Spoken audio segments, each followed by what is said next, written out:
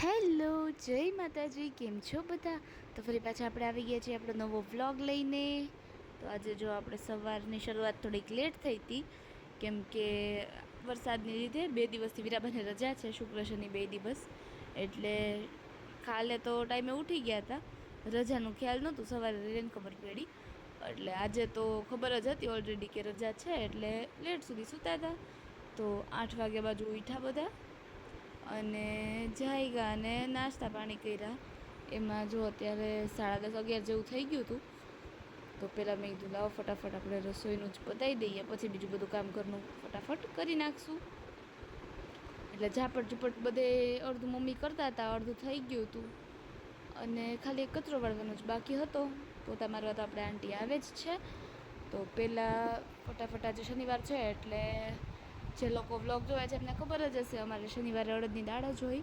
તો આપણે દાળ બાફવા મૂકી દીધી હતી એક સાઈડ કુકરમાં, અને બીજી સાઈડ દહીં હતું તો માખણ છાશ કરવાની હતી, છાશ કરી લીધી અને માખણ પણ ઉતારી લીધું. જો આપણે એકદમ ઘરનું હોમમેડ માખણ.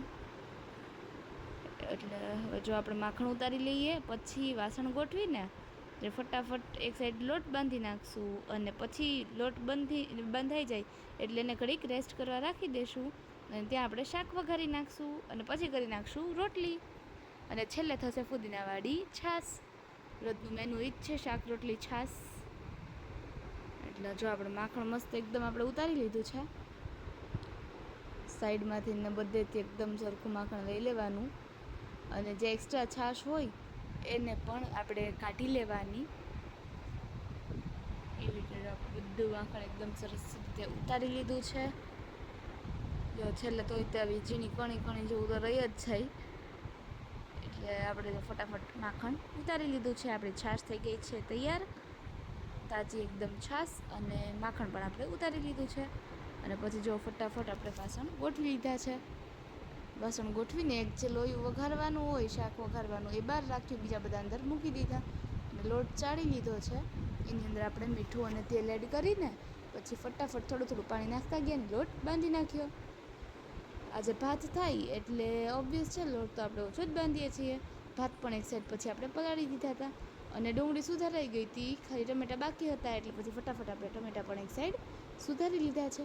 2 ટમેટા લીધા છે, 2 ડુંગળી લીધી હતી, અને 3 થી 4 લીલી ડુંગળી લીધી હતી. અને ખાંડેલું મરચું આપણે રોજ તાજું જ ખાંડીએ છીએ, વધીને 2 દિવસનું રાખીએ, એનાથી વધારે આપણે મરચું નથી રાખતા, એટલે એટલું જ ખાંડીએ છીએ. તો એ જો પૂરું થઈ ગયું હતું તો ખાંડવાનું હતું, એની માટે આપણે લસણ ફોલી લીધું હતું. હવે ફોલેલું લસણ ફટાફટ પહેલાં ખાંડણીમાં નાખીને પહેલાં એને ખાંડી લીધું, પછી એમાં આપણે મરચું એડ કરી દીધું, થોડુંક કઈને કરતા હતા એડ, એટલે જેનાથી સરખું ખંડાય. જો મરચું આપણું એકદમ ખંડાઈ ગયું છે. તો આપણે ફટાફટ વઘારી લઈએ શાક. એની માટે આપણે લોયામાં તેલ લઈને એમાં હિંગ નાખી દીધી છે, ગરમ થઈ ગયું એટલે. પછી આપણે લીલી ડુંગળી અને સૂકી ડુંગળી બે એડ કરીને એમાં હળદર એડ કરી દીધી છે. હવે આપણે સરખી રીતે ઘડીક સોટે કરી નાખશું, એકદમ સરખી રીતે ચડી જાય ત્યાં સુધી. પછી આપણે એની અંદર એડ કરી દીધું છે આપણું ખાંડેલું મરચું, અને એની પછી નાખી દીધા છે એમાં ટમેટાં અને થોડું એવું મીઠું, કેમ કે દાળ બાફતી વખતે આપણે એમાં પણ મીઠું નાખ્યું હતું, એટલે મીઠું ઓછું જ નાખ્યું છે. પછી આપણે એમાં જ આપણે બાફેલી અડદની દાળ છે એ નાખી દઈશું. જો દાળ આપણી એકદમ રેડી થઈ ગઈ છે. ઉપરથી આપણે ખાલી ધાણા જીરું નાખી દઈશું, કોથમીર પણ નાખી શકીએ, પણ આજે તાજી નહોતી આવી, અને બાકી થોડી એવી પડી હતી જે સુકાઈ ગઈ હતી, એટલે આપણે નથી નાખી. બાકી જો એકદમ ટેસ્ટી આપણી એકદમ યમી અડદની દાળ તૈયાર છે. અને ચલો હવે ફટાફટ રોટલી કરી લેશું. એની માટે જો શાકનું લોયું સાઈડમાં મૂકી દીધું હતું, લોટી મૂકીને લોટ સેજ મસળીને એના ગુંદલા કરી લીધા છે, કોરો લોટ લઈ લીધો છે. હવે આપણે ફટાફટ આપણે બધી જ રોટલી વણી લેશું. મને હમણાં સુધી રોટલી કરતાં નહોતી આવડતી, હવે થોડાક ટાઈમથી જ આવડે છે, એટલે આવડે છે ત્યારથી પછી રોટલી હું કરી નાખું છું, મમ્મીને નથી કરવા દેતી. કોઈક વાર જ એવું હોય કે હું ને મમ્મી બેય કરીએ રોટલી, બાકી હવે મને ફાવે છે, એટલે હવે મોસ્ટલી હું જ કરી નાખું છું રોટલી. મમ્મીને ત્યાં એ થોડું ઘણું જે બીજું બધું કામ હોય ઘરનું એ ત્યાં પતાવી દે, ત્યાં હું રસોઈનું બધું પતાવી દઉં છું. તો આવું હોય આપણે રોજ બપોરનું થોડોક ટાઈમ. ફટાફટ એકદમ ગોળ ગોળ રોટલી કરી નાખીએ.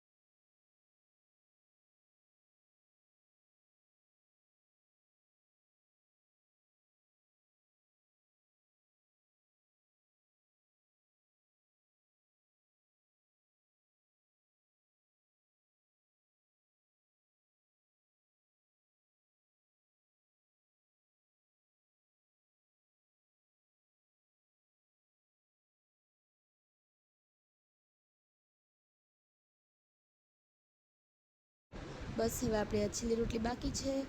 આ રોટલી થઈ ગઈ એટલે હવે આપણે લોઢી જગ્યા મૂકી દઈશું સાઈડમાં અને રોટલીને હું કેસરોલમાં મૂકી દઈશું.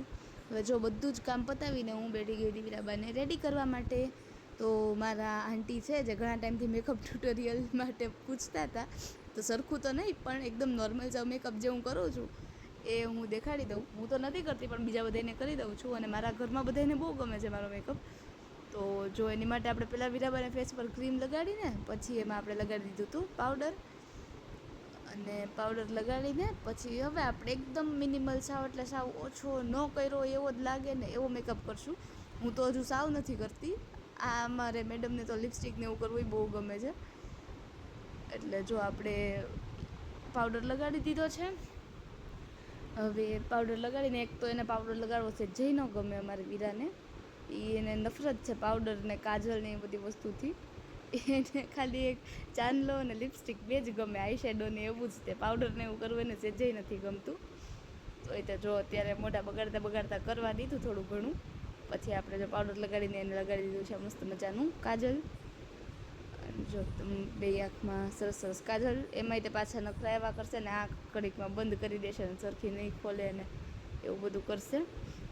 જો કાજલ લગાડી દઈશું મસ્ત એકદમ બે આંખમાં. અને પછી આપણે એને જો આઈ શેડોમાં ખાલી સાવ એટલે સાવ લાઇટ એકદમ બ્રાઉન જેવો આઈ શેડો કરી દીધો છે અને લાઇટ એકદમ બ્રાઉન લિપસ્ટિક કરી દીધી છે અને ચાંદલો લગાડી દીધો છે. જો અમારા વીરાબા લાગે એકદમ સાઉથ ઇન્ડિયન. હવે આગળના વ્લોગમાં આપણે જવાના છીએ નાથ હિલ્સ પર. તો પ્લીઝ વ્લોગ જોવા માટે સબસ્ક્રાઈબ કરી દેજો ચેનલને. જય માતાજી.